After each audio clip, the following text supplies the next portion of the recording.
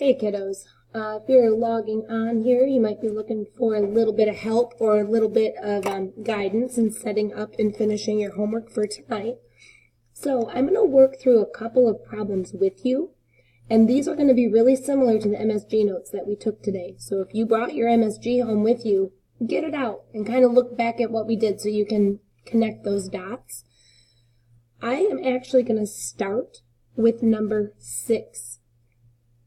I guess where I'm helping you tonight. We're going to work through number 6, number 7, number 8, and number 9 together. And then I'll post a picture that shows the answer for 1, 2, 3, and 4, just so you can check your work. Number 10 through 15, you're going to need to do on your own though. Okay? So anyways, let's start by taking a look at number 6. For number 6, the numbers that we need to find the greatest common factor and least common multiple of are 16 and 40. So on a page underneath here, let me drag that down. I'm going to write the numbers 16 and 40. And I want to take 16 and 40, and I want to find their greatest common factor and their least common multiple. Well, when I look at these two numbers, right away I see that they're both even. So let's just divide them by 2. If I divide 16 by 2, you get 8. 40 divided by 2 is 20. These numbers are still even. 8 and 20 are still even. So we'll draw another layer down.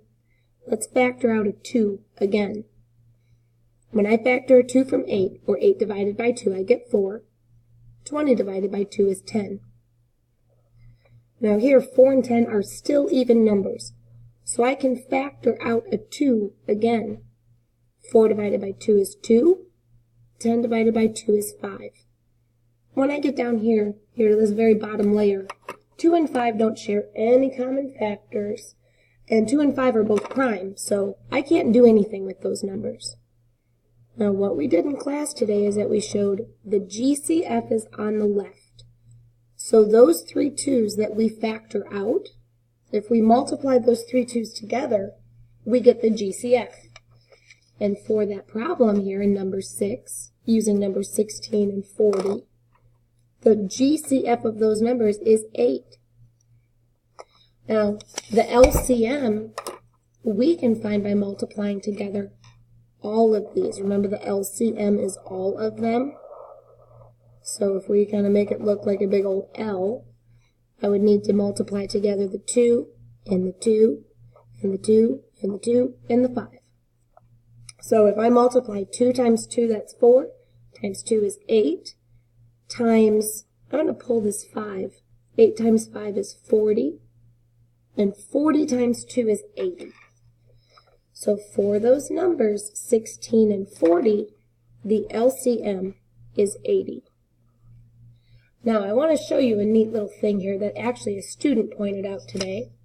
If we go to write that fraction in lowest terms, look right here at these bottom 2 numbers here in our layer.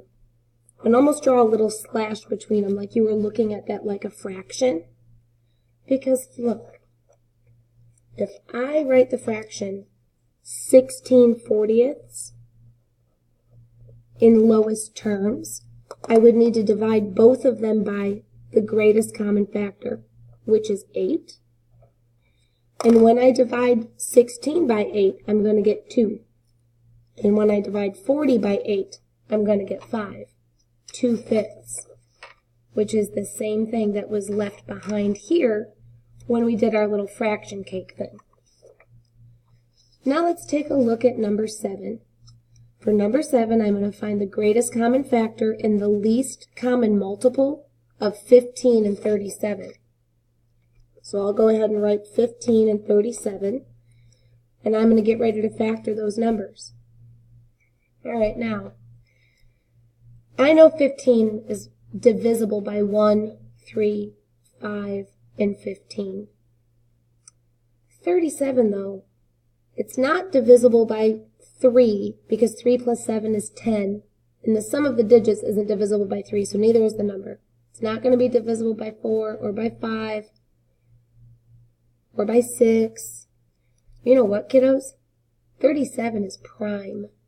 I can't divide this number by anything that I can divide 15 by. So their greatest common factor is a 1. If I factor a 1 out of 15, 15 divided by 1 is 15. 37 divided by 1 is 37. And that same pattern is going to hold true.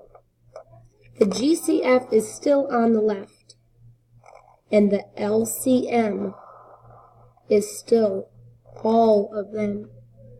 So in order for me to find the LCM of those digits, I'm going to need to multiply 15 by 37. All right. So I'm going to go over here. 15 times 37. 7 times 5 is 35. 7 times 1 is 7, plus that 3 is 10. Let's hold our place with a 0. 3 times 5 is 15. 3 times 1 is 3, plus 1 is 4. 5, 5, 5. Their least common multiple is 555.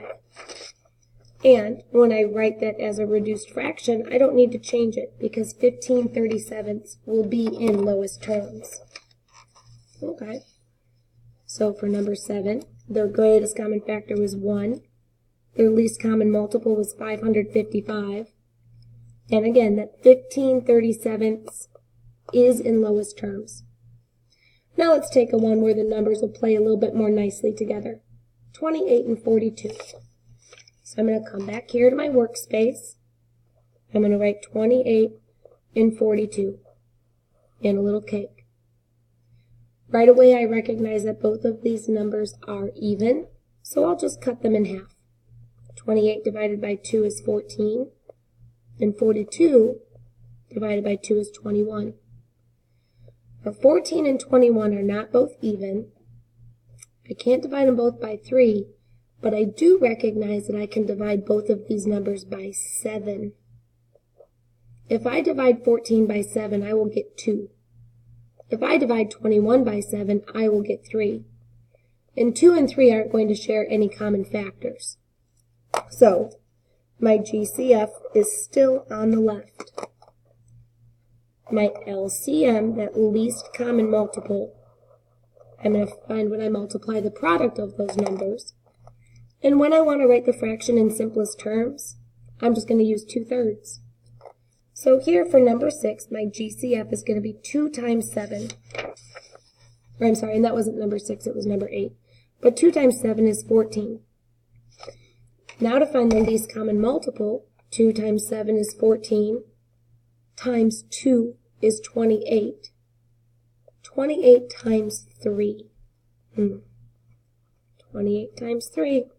I'm not sure, but I know how to solve it. 3 times 4 is 24. We'll regroup that 2. 3 times 2 is 6, plus 2 is 8. So the least common multiple that of 28 and 42 is 84. Now if I were going to take 28 42nds and write that as a reduced fraction, I would divide the numerator and the denominator by 14. But if I look back at my little fraction cake, I can see that when I divide both of those numbers by 14, what I'll be left with will be 2/3. Okay, last but not least, let's take a look at number 9. Number 9 asks us to find the greatest common factor and the least common multiple of 14 and 49. Well, I see that they're not both even. I can't divide them by 3 because 1 plus 4 is 5 and 5 is not divisible by 3. I can't divide them by 4. They won't play nicely with 5. I do, though, recognize that both of these numbers are going to be divisible by 7. So if I factor out a 7, 14 divided by 7 is 2. 49 divided by 7 is 7. 2 and 7 are both prime numbers, so I can't reduce those any further. So keeping with that same pattern, the GCF is still on the left, and the LCM is all of them. And when I go to write that, if I were to write that as a fraction where the numerator and denominator were written in simplest terms, There's my fraction, kind of hiding underneath my fraction, my little factor cake there. So here for 14/49, our GCF was 7, because that was the only number that they shared in common. Now to find the LCM, I need to multiply all of these. I'm going to take this multiplying 7 by 7. That is going to give me 49. 49 times 2 is going to give me 98. And I was able to do that in my head so quickly because I kind of treated 49 like it was 50. And then I just took away 2. So 7 times 2 is 98. So their least common multiple is 98.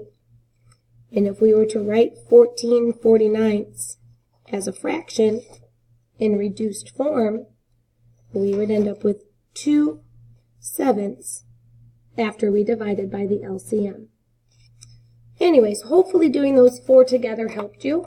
I'm going to go ahead and show you a picture to the answers of the rest of them. And then you need to finish 10 through 15 all on your own. You can do 16, 17, and 18 if you want to. But honestly, I think those numbers are kind of ugly. So if you're up for a challenge, give it a try. Otherwise, just finish through 15, and I will see you tomorrow. All right, kiddos. There's a picture of the first 5. You can see the GCF and the LCM along with that fraction in lowest terms. Hopefully you found a little bit of extra help if you needed it, and I'll see you tomorrow. Bye.